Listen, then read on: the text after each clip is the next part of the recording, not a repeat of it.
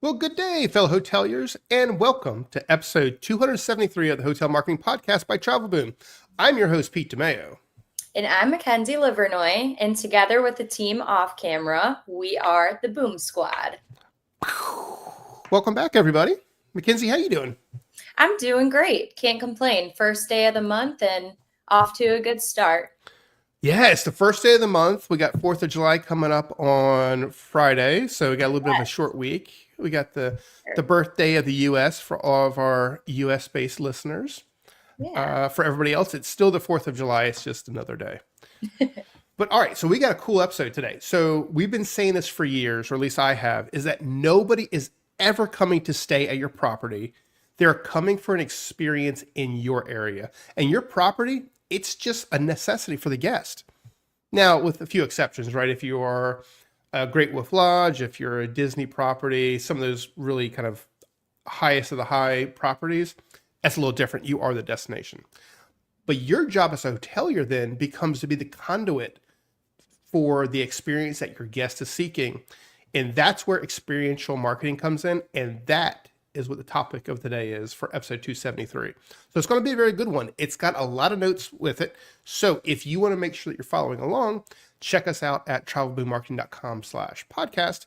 Click on episode 273, and that's going to have all the information that you need to kind of follow along, plus a nice little checklist that you can use to make your hotel marketing a little bit better through experiential marketing.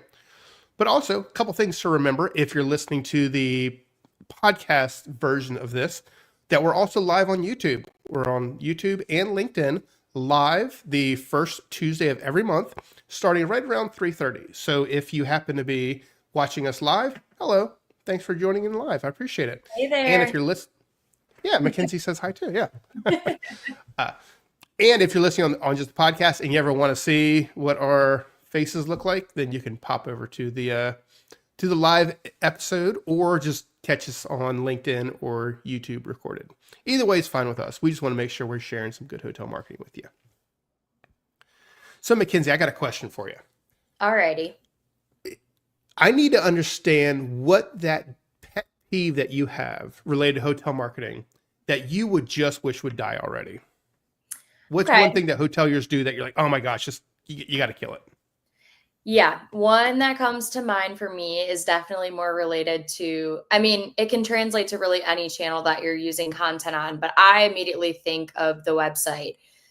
Lack of quality content. If you're not investing in good photography and videography of your property, I almost consider it like a little bit of a red flag.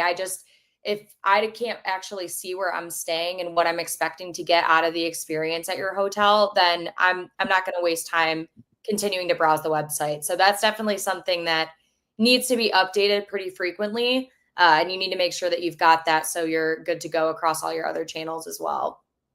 Yeah, that's a really good one. I remember a long time ago, we did an episode called photography, like the asset you're not assessing enough or something along those lines. This is like in the pre 100 episode days. And there were literally hotels that had like straight up 80s pictures. The hairdos, the bathing suits, it was just way off. It's awful.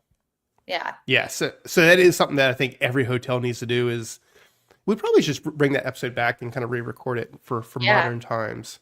Absolutely. But it's so important. It's such a bare minimum thing nowadays. Like even, when you recorded that episode a couple years ago, it was probably a little bit less important. I think it just becomes like increasingly important as the years go on. You have to have good content. Right. And especially now that you have so many people who you're using a platform, let's say it's Flip2, let's say it's other type of UGI generated content collection tools, that you have great photography that's being collected real time. And assuming you have the rights to it, just go in and swap stuff out. I mean, I don't think everything has to be the perfect, photographer's, photo shoot level shot. It can be very organic. And I think most people probably appreciate that. Yeah, most people probably can't afford to do, a quarterly photo shoot. So we're not saying do that, but make the most of your resources for sure. Absolutely. All right. Well, so I guess for me, I just wish this would die because it's so frustrating and it makes our management of meta search a giant pain in the butt. And that is when OTAs adjust their rate and they come out of rate parity. So if they're reducing their commissions or whatever it might be, I just wish we could get to the point where a hotel has a rate, we push it out, and that is what that best available rate becomes. It's Yeah. so frustrating when the revenue management team has done such a good job, and then you see random OTA that is like 8 tiers down from even booking.com has $5 less rate. You're like, what the heck? Yeah. And who has the time to keep up with it? I mean, we do because this is what we do as hotel marketers. But on the hotel side, it's so tedious and so frustrating, I feel like. Well, yeah, and we don't even have the time because it Yeah. happens so frequently that it Right. becomes unattainable to be able to manage those rates. And yeah, I wish everybody would just kind of nip it in the bud and, blacklist those OTAs that are trying to cut rate at our Absolutely. expense. But yeah, so that's a little bit of an icebreaker to kind of get the show started. We're going to jump in right from there to the newsaroos. And Mackenzie, you're doing that this time. I I have a question. am. Do I have to sing or do you have to sing? I would love it if you would sing. I would Uh, really appreciate it. okay, well, here it goes. We have to come up with our own song if you're doing the newsaroos more. Okay. With hotel marketing that cannot lose, now it's time for newsaroos. Perfect segue. Thank you very much, Pete. Yeah, this is my first time doing this segment, so I'm really excited. This article comes to us from The Sun. It's a few days old, but the headline is Illinois bans small plastic bottles in hotels. So I was really intrigued when I saw that. Starting today, actually, Illinois will enforce a new law, Senate Bill 2960, banning the use of small plastic bottles, anything under 6 ounces, for complimentary shower supplies in hotels with over 50 rooms. So that's part of the state's efforts to reduce plastic waste. And by 2026, all hotels, regardless of size in Illinois, must comply with the regulation. So obviously, the move is aiming to reduce the hundreds of thousands of single-use plastic items that are used monthly by large hotel corporations, most of which are ending up in landfills anyways. I will say I'm guilty. I'm usually not using those unless I forget, but I'm typically bringing my own. And major hotel chains like Marriott have actually already adopted some of these sustainable practices by replacing the small bottles with larger refillable pump bottles. So that's significantly reducing some of that plastic waste. And that's definitely something I've been seeing more and more in hotels is those larger bottles that are kind of secured to the wall. But Illinois is Yep. actually not alone in the initiative. California began a similar ban back in 2023, and New York and Washington are going to implement similar regulations in 2026 and 2027. So it's definitely something that I think we're going to have to keep an eye out on in the industry. Yeah, this is an interesting one. I think we all kind of saw this coming. Yeah, just with kind of the way we're heading in terms of trying to reduce waste and all that kind of stuff. I'm Yeah, kind of torn on it. I mean, because if it's the shampoo, it's one thing, but I don't want them to take my little tiny bar of soap away because I that's don't true. use body wash stuff. I want a bar soap, and it's going to be super annoying if I have to start bringing a bar of soap with me when I travel or going to the front desk. Right. And But so hopefully that's in there. the article says under 6 ounces. So yeah, what about the bar soap? Like that's a little confusing to me. And are they going to have like hand soap in a pump on the counter to wash your hands? Like that kind of throws me off a little bit too. Yeah, hopefully bars of soap don't count because there is no plastic involved. There is product wrapping and things like that, but Yeah. I don't know. I guess this is the way the world is heading. It's probably a good thing. So Yeah, we'll kind of see how Illinois does with the fact that California and a lot of other places have already implemented this. This is something that's happening anyway. yeah, So if you're a smaller property, you have a little bit of a reprieve. It sounds like for another year or so, but pretty much start getting your vendors in order to start putting some pump bottles in your bathrooms. for sure. And to be honest, I'm surprised that it hasn't happened sooner. And I think we'll see, you know, similar moves in the coming years that are kind of go beyond this, to be honest. Yeah. Yeah. So yeah, that's a good news item. Everybody watch out for that. Yes. And Get your pre-ban soap while you can. yeah, for sure. And if anybody's listening out there and you agree with Pete and I on the bars of soap, then hopefully we Yeah, don't chime in. go away. Awesome. Well, I will kind of roll into the next segment, which is my personal favorite, RFI, or Room for Improvement, where we talk about some hotel failures that we've seen on Reddit hotels specifically, and kind of talk about ways that we would address it. So this one comes to us from Delayed at EWR, whatever that means. So the headline is, what's an appropriate timeline for a hotel manager to contact you regarding a customer complaint? So here we go. My family and I encountered problem after problem while staying. Can I say the name, or do I need to redact the name? No, you can say it. Okay. We don't say which one, but it says while staying at an IHG property. Each time it was brought up to the front desk, it was never noted. Multiple people who were working the front desk had been told. Finally, after our second night, one of the people at the front desk suggested that we send them an email and they'd forward it to the manager because the manager doesn't work on weekends. We were told we couldn't speak with a manager until Monday, even though it was Sunday morning. Multiple things had already gone wrong and we were checking out Sunday. As instructed, I sent an email to the front desk on Saturday for it to be forwarded to the manager. I did receive confirmation that the email was forwarded. What would be a reasonable amount of time to pass before I should expect to hear from the manager? Or should I have been able to speak with someone much earlier? Some of the issues my family experienced were given an occupied room upon check-in, blood-stained comforter on the bed, door to our room left open, and among other things. And then they edited it and said, thanks for everybody's responses. Not sure why some comments received a number of downvotes. Genuinely thought they were all helpful. I've stayed at other IHG properties for years all over the US and abroad and have never encountered these problems. But I guess bedding with blood and open doors is something to expect now and nothing to complain about. Who knows? Oh my gosh. Yeah, that is absolutely a hotel fail. Yeah. There's no way that customer should not have been dealt with immediately by the front level staff. You don't need to talk to a manager to say, hey, I have serious room concerns. You know, my if that bedding is the protocol and that is the case, it's something that needs to be changed. Like if the front desk staff is not empowered to do that, that's pretty crazy to me. But there's always a manager of some type on staff. That's the thing. It's like, did they want to speak to a certain level manager? I mean, did the guests say the word manager and that specific role wasn't on staff? I don't know. It kind of seems very weird that a hotel would not have the tools in place to say, okay, we're sorry you have a problem. Housekeeping is on their way up there right now. In the meantime, let's go ahead and move you to another room. Let's get you a credit for a drink at the bar or whatever it might be. Well, and especially being a flag property, you'd think that, operationally it would run a little bit smoother. So I was kind of floored with this one. I really don't blame the guests for being as upset as they were, it sounds like. Yeah, that is completely not cool. So delayed at EWR, I apologize for that on behalf of IHG and hoteliers around the world.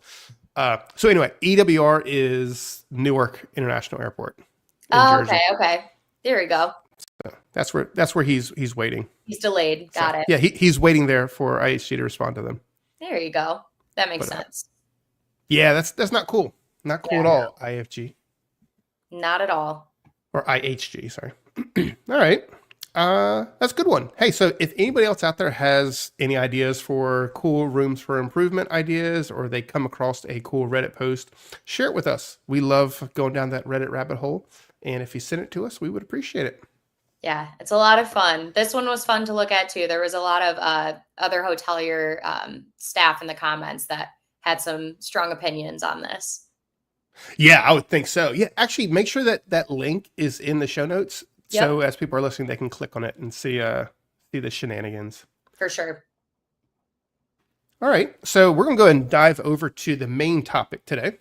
And that is going to be crafting memorable guest experiences through experiential marketing. I'll let you right now, I'm going to mispronounce experiential marketing, and I'm going to say experimental marketing way too many times. So In advance, I apologize. You know what we're trying to say. Yeah, exactly. Yeah. So anyway, to go ahead and set the stage here, experiential marketing is getting a lot of traction, and hotels are really trying to find ways to create those memorable and shareable experiences for guests. And it might be social happy hours, collaborating with fashion brands, immersive events at the property. There's a million ways that you can create these experiential efforts that you can use in your marketing. And what we're going to do today is dive into that, look at some of the data that says every hotel needs to be thinking in this mindset, and also share about 7 strategies to really help you supercharge your experiential marketing efforts and give you some ideas if you don't have them yet. I think this is really important because what it comes down to is, we said at the very beginning of the show, is people are not coming to your property to visit your property. They're coming to visit your area. And you have to create a way where you can become that great conduit to really help those guests have an amazing experience. Because remember, they have an amazing experience at a destination, and you are the person who made it happen. The next time they come back, they're going to stay with you. They're going to tell your friends, and their friends are going to stay with you. You're going to solidify that position as a true innkeeper who takes care of their guests. And I think that's really what it comes down to at the end of the day. I totally agree. I'm really excited to dive into this one. This is a great topic. All right, so we're going to go ahead and start off with a couple tips, or not tips, should I say, facts. So I'm going to just run through these real fast. 1, 73% of Gen Z and millennials are going to prioritize experiences over products, which is based on an Eventbrite report. So it does say that, one, not only are Gen Z and millennials traveling, which we know they are, but they're also willing to pay more and prioritize those great experiences over simply having a slightly nicer hotel room. We also know that 85% of consumer purchases, and this is beyond hotels, this is just consumer purchases in general, are driven by experiential marketing. So when you think about that, is the things that you have an aspiration to do or you want to experience, people are putting their money behind that, and it's important that hotels get behind that as well. Social media engagement increases by 71% through immersive experiences. And that was from Harvard's Business Review. So it's incredibly important. If you want to make sure that you have a strong social presence, you got to have a strong experience at the property as well. And you got to have those working together. And then we talked about already that Gen Z and millennials are putting money behind experiences. 80% of travelers in general are going to pay more for those unique experiences, which is a booking.com study. I know we're going on a cruise soon, and we're paying more to go snorkeling and doing those excursions. We're putting our money behind the experience, not just the fact that I'm going to be going on a cruise. And then lastly, 98% of consumers create digital and social content during these experiences. And that's according to Statistica. So keep that in mind as well. As you're doing this, you're delivering what the consumer wants. You are driving more awareness to your property, and you're giving the customers the tools that they need to promote on your behalf too. So that's kind of where we say it's incredibly important if you're a hotelier, which why would you be listening to this podcast if you weren't, to think about experiential marketing. Yeah, I think the numbers don't lie. Those are some really powerful stats. And I could see hoteliers maybe being a little apprehensive to adopt some of these strategies. You don't want to host an event and have it be a total flop. I get that. But like you said, Pete, I mean, it just makes sense. People are paying for the experiences on these trips. So hotels have got to deliver. Amen. So, and we've got this all listed as well at travelboommarketing.com/podcast on episode 273, where you can kind of get the things that we're going to be talking about. And this is the most important part. Your role at your destination is to enhance the guest experience and do it authentically.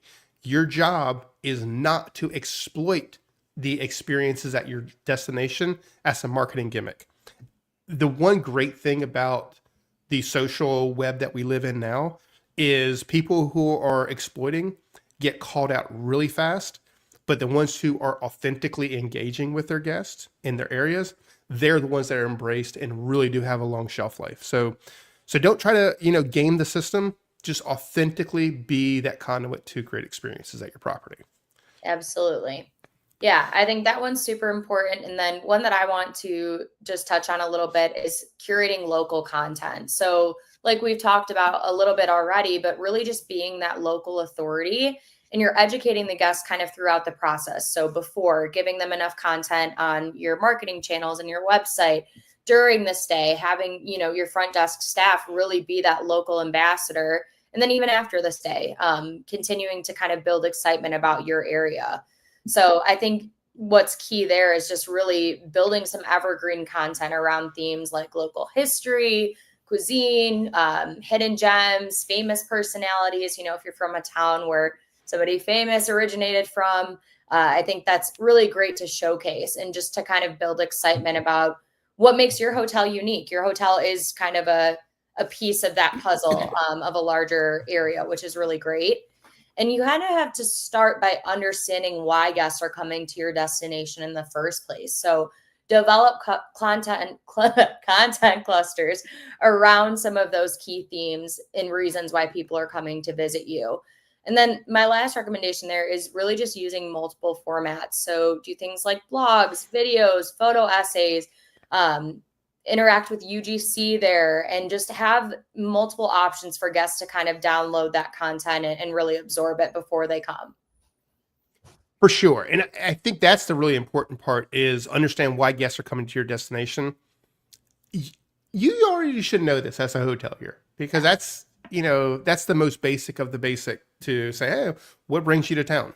You should know if, you have events in town, if there's a big concert, if you're a historic destination, that's kind of the stuff that you should already know. But the thing is that people want to be able to have that connection for you. So you have to create that content. And once you have it created, then you can use it everywhere else you go. But I kind of want to kind of bounce back up to the authenticity part that I was talking about a moment ago. And I think it's so important. One, you want to make sure you're being authentic. You're truly the expert. You want to know everything about the area. You want to live it, breathe it, and share it. You want to make sure that the stuff that you're telling your guests is accurate, true, and something that you participate in. So if that area is a massive, say a hunting area where people come into town for, say, big game hunting or wherever that might be, that may not be your thing, which is fine. But you should have some people on staff that kind of understand it and can talk the talk and make sure that you are truly being authentic. If you're going to lean in on, in that example, big game hunting as something that you want to add to your experience. But if you take the time to really deeply understand your destination, I think you'll be there. But it's not just you, it's also your staff, making sure that your staff are ambassadors to the experiences at your property. If they're ambassadors, if they participate in those activities in the area, they're going to be passionate, and that is going to lead to really creating that experiential marketing that we'll be talking about here in just a second. Yeah. And that kind of leads into the number 3 thing on the list. So kind of give you kind of a rundown. You have authenticity. You get to do that. You got to curate the local content. And then number 3 is you have to become that local concierge. And what I mean by that is all that content that Mackenzie talked about creating, you want to make sure that is on the website in a nice, fun, easy to navigate way. And you promote it on your social channels and everywhere else. So the very first thing, excuse me, I would say is you got to create a really wonderful area guide section. This is the thing that says, hey, if you have whatever type of activity within X number of miles, give information about it, give links to other websites, but be the conduit and be the person who's helping those guests out. That's going to do well for you in terms of search rankings, but then also in terms of making sure people who visit your website see you as that authentic and authoritative position. Now, in terms of becoming a concierge for the area, event calendars are one thing that are hit or miss. So, Mackenzie, I don't know, what are your thoughts on event calendars on hotel websites? Do you have any opinions on those? I do actually, because I think it's great if you are staying up to date with it, and you have the resources to do that. But I find it to be, this maybe as another pet peeve of mine, when you have a really outdated event calendar on the website. Mm-hmm. I just think it's kind of a turn off to some people, myself included, obviously. So I think if you're going to do it, you should stay on top of it. think it's a great way to kind of showcase what's going on in the area. But if you're not going to do it well, then I would say don't do it at all. Amen. That's kind of what I was thinking too, is because when you get there and you see there are no events in the area, you're doing something worse Right. than having an event calendar. You're Yeah. telling people, do not come to my destination We have nothing to because do. there ain't nothing going on. Yeah, for So, sure. and the cool thing there is like, you can partner with other people for event calendars. If you have a good DMO and they don't typically advertise for competitive properties, it might make sense to have an event calendar or link out to their event calendar. In many cases, those DMOs will actually let you embed their calendar on your site, where they can actually be the one to manage it, but it's not having to be managed by you, but you still get the content for it, which is an option as well. Yeah. You kind of going from there, become the local concierge is the hardest part when you're on vacation. Let's say you love diving, scuba diving. If you know where you want to go, I want to go diving, at a certain reef, say in Florida. Well, I want to make sure that if I contact a hotel, that they're going to be able to put me in contact with the right outfitters, the right guides, the right boats, and all that kind of stuff that I need for that. So build those partnerships now. You know why people are coming to your property. You want to make sure that you connect them with the best people possible. One, it's an ancillary revenue opportunity for you. But two, you're being an innkeeper. You're driving people to what they need, and you're making those connections. Yeah. I just was reminded of a recent commercial that I saw. I believe it's for Airbnb or VRBO, but I'm almost certain it's Airbnb. They're launching a new platform called Airbnb Experiences, and it's kind of this experiential marketing. So they're able to connect you to kind of be like a hub to a cooking class or something going on in the area. And I don't think that's just limited to giant corporations like Mm-hmm. Airbnb. I think hotels can do it on a smaller level as well. Like you said, if there's a really cool attraction or an activity in the area that everybody goes to a certain city for, you want to make sure that your hotel is kind of like the one-stop shop. Oh, we have everything you need. We can put you in touch with so-and-so and we'll get you, a discount. Things like that go such a long way for people that are focused on planning really great experiences on their trips. Yep. And here's so hotels for so long have always had that, the romance escape package. It's kind of a cheap way to kind of get into that experience type world. They say, oh, we include a bottle of champagne and some strawberries in your room when you check in.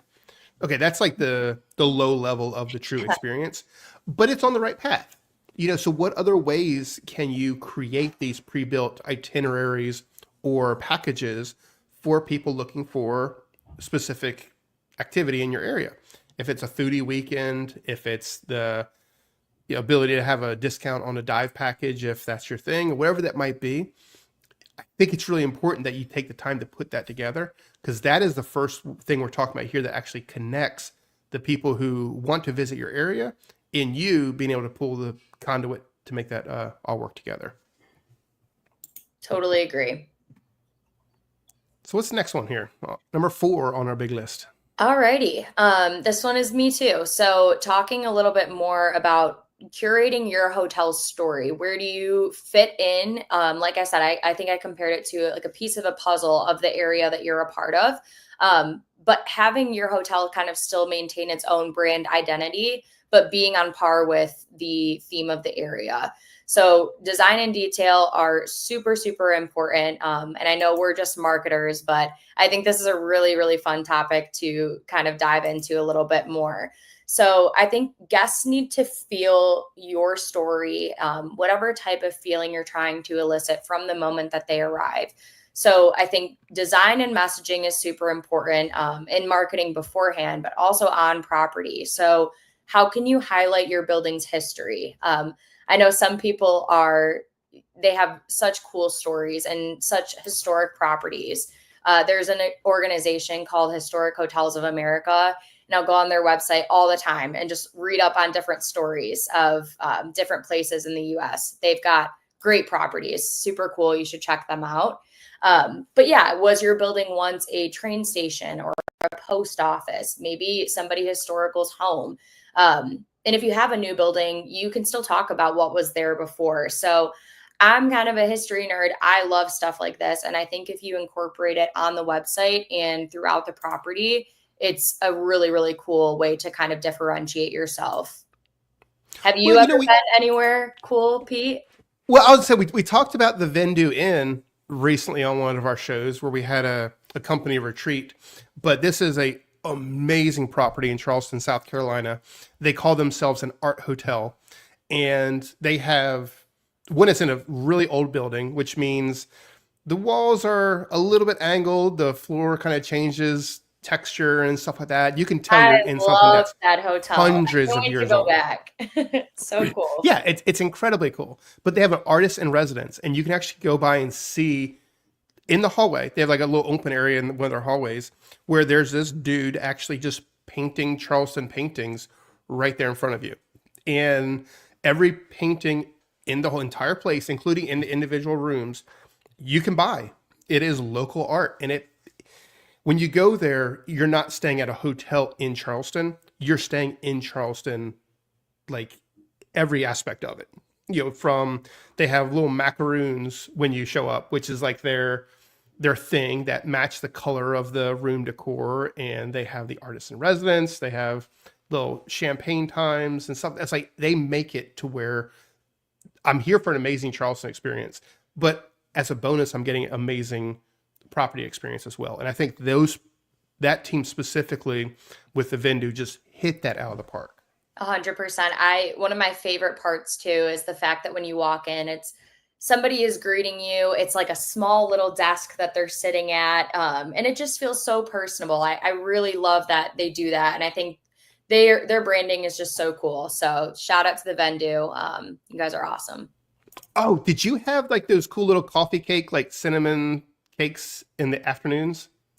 No, but I did have those macaroons you were talking about, and they were fantastic. Yeah. So Yeah. it's phenomenal property. When you're in Charleston, you got to check that place out.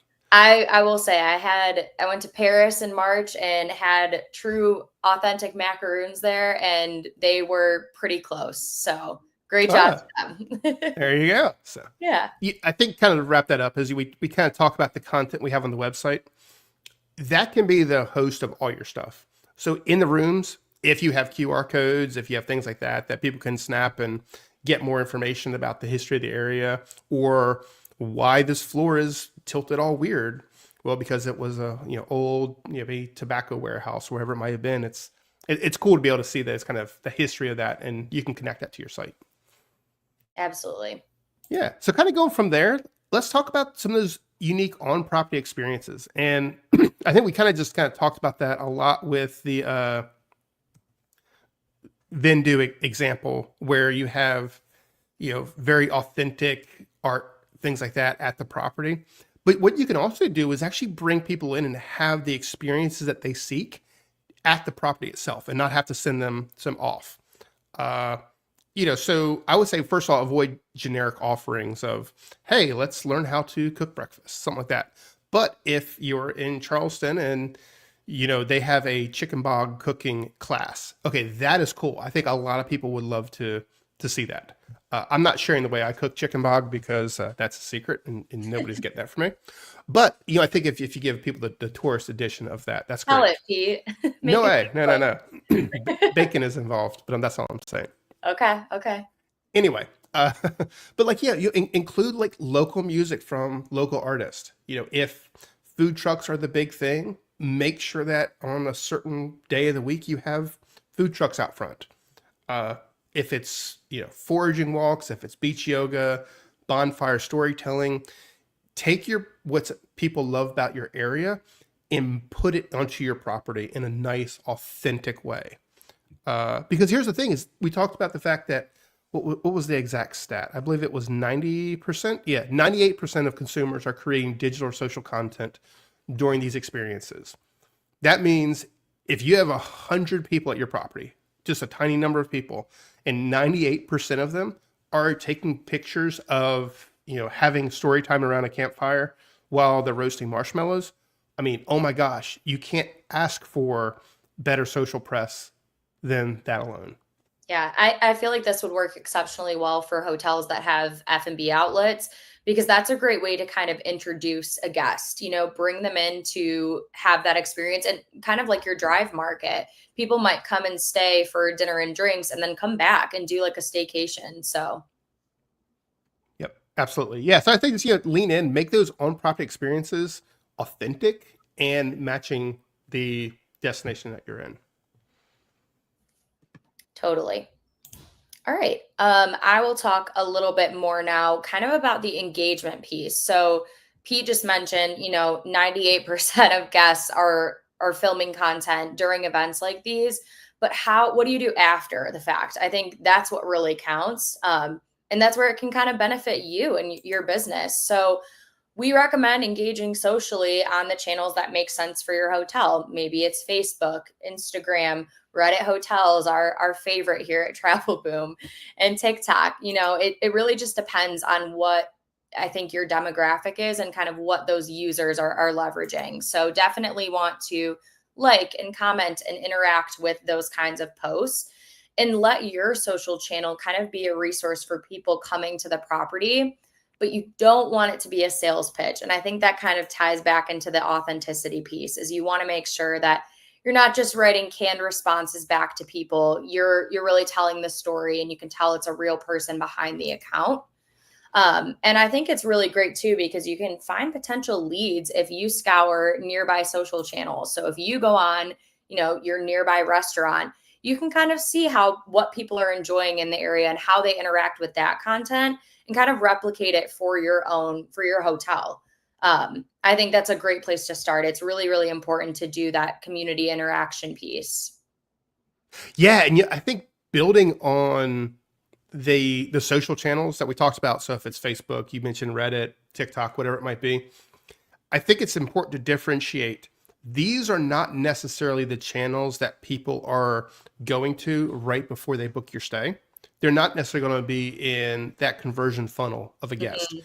You're going after the conversion funnel of people who are looking for those experiences. Yeah. I think that's where something like a Reddit, or TikTok or other platforms that are not necessarily perfect for hotel marketing, they really start to shine there because I love kayak camping. I started doing it very recently. It's super cool. I love it. I want to do it every weekend. So I'm spending time on Reddit learning about that, right? So I'm engaging with people. I understand kind of who those bigger influencers are who are posting longer form content, and I'm like, oh, okay. I'm kind of starting to get into the community, and if there's a property that was active in there and saying, hey, we're on this river, this is what we do, these are the things that you can watch out for, wherever that might be, I'm going to be way more likely when I'm ready to take a trip to go kayak camping to that property because they're not selling me. They're helping me with my experience. And it just so happens that they've got rooms to book as well. Yeah, I'm glad you mentioned that because I think it is really that top of the funnel, like you said. It's not going to be your guests that are, okay, I know for sure I'm going to this city, and right now I'm going to look and see, which hotel kind of has better content. That's going to be way earlier on. Yeah. Well, yeah, I mean, because the thing is that people are going to your destination for an experience. You're the conduit to the experience. So you better be engaging with those people 365 days a year because that's the experiences that they're looking for. Remember, the hotel is the means to an end. So you want to make sure that you're at least in that set. Yeah, absolutely. And I mean, kind of going back to my first pet peeve, you don't have a lot of great content of your hotel. You need to be sure that you're kind of posting great content of the area at least. So I think it goes beyond just posting pictures of your rooms or your lobby. It's really just making sure you're that local authority. Yeah, for sure. All right. So the last thing on the list is number 7, which is connect the booking to the stay and beyond.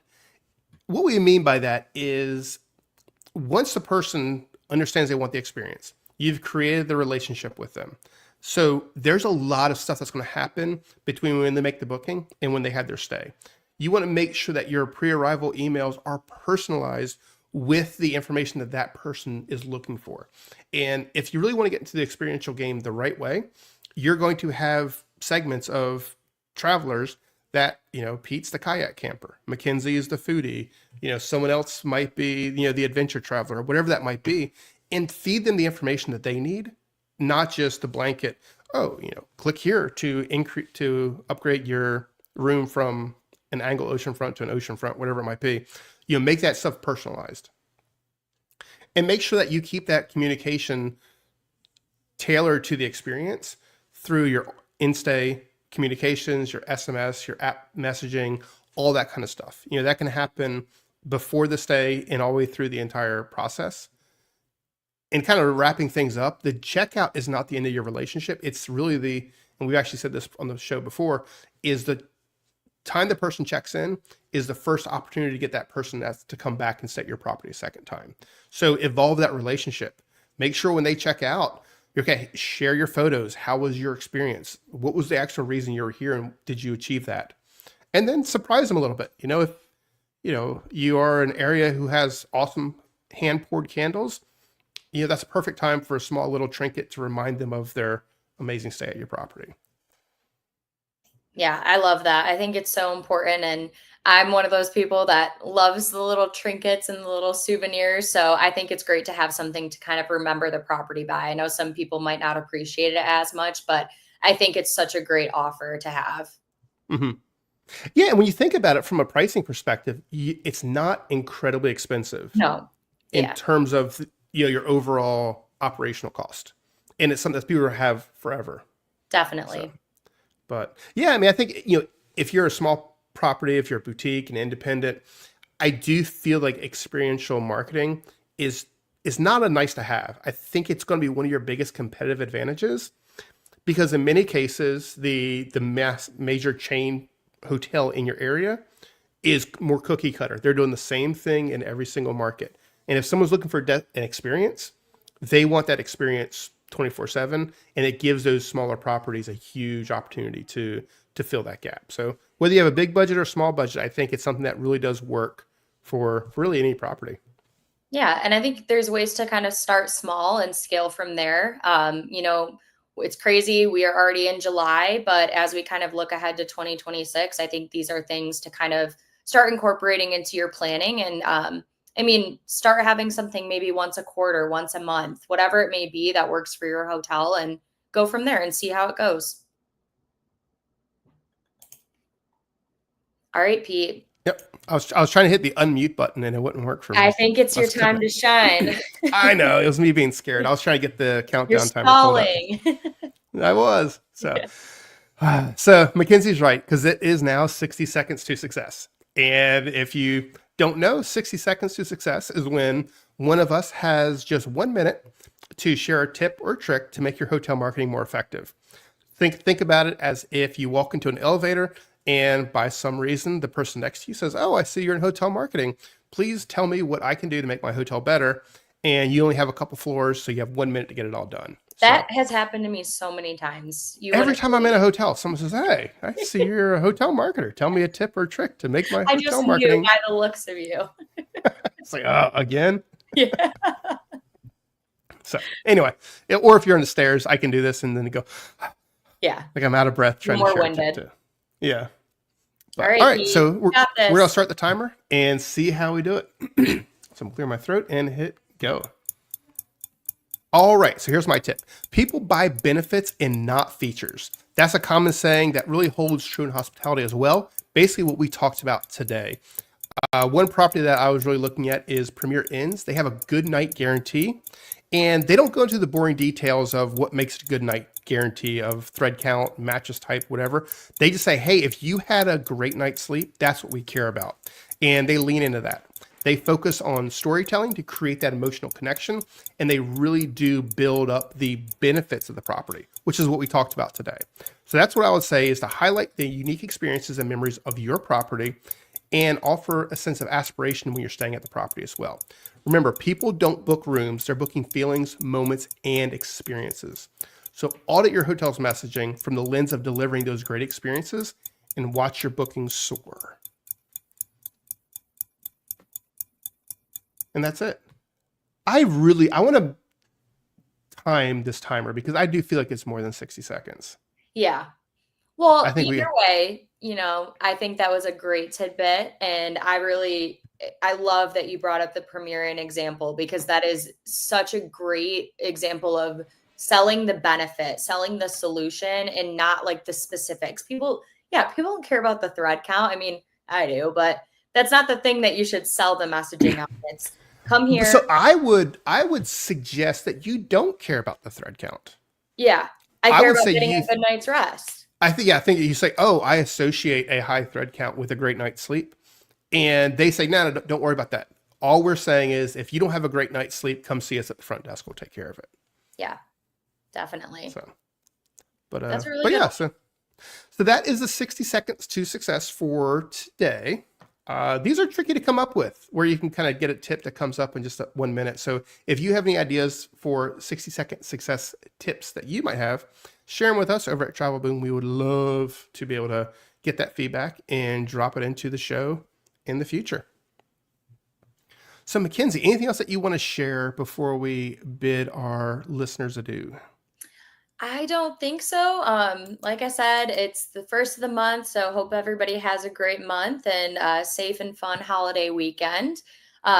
Just keep doing what you're doing and listening to us. We are hoping that we're helpful to you and excited to get your feedback on different ideas that we can kind of share and incorporate. Yeah, Mackenzie, you're right. This is the first day of the third quarter. So the Crazy. year, as of yesterday, at the time we were recording this, is halfway Halfway done. over. Right Crazy. now, Mackenzie, this is the crazy part. Right now, you're closer to 2026 than you were to 2024.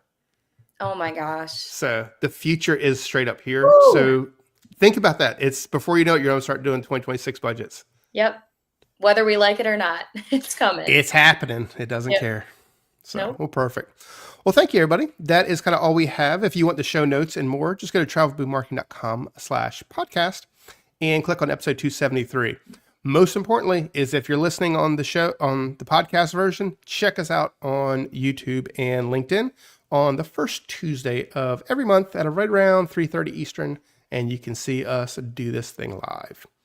All right, that pretty much wraps everything up. Mackenzie, do you want to send these fine hoteliers on their way? Yeah, let's do it. And with all of that, drum roll, please. Travel Boom is out.